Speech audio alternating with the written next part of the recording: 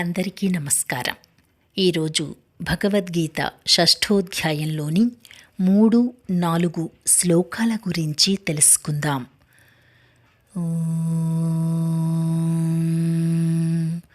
శ్రీకృష్ణ పరబ్రహ్మణే నమః. శ్రీమద్భగవద్గీతా అథః షష్ఠోధ్యాయః. ఆత్మసంయమయోగః. శ్రీభగవానువాచ.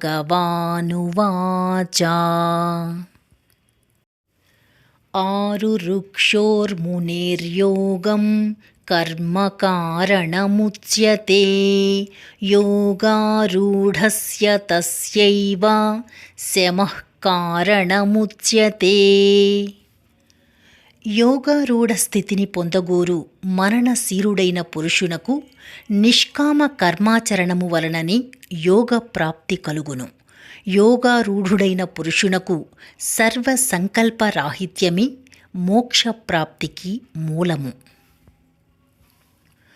యదా హినేంద్రియార్థేషు న కర్మస్వనుషజ్జతే సర్వసంకల్పసన్యాసీ యోగారూఢస్తదోచ్యతే.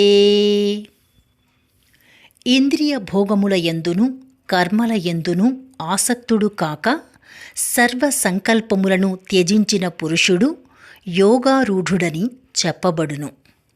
రేపు 5, 6 శ్లోకాల గురించి తెలుసుకుందాం.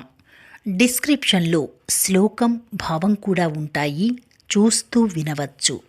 శ్రీకృష్ణార్పణమస్తు.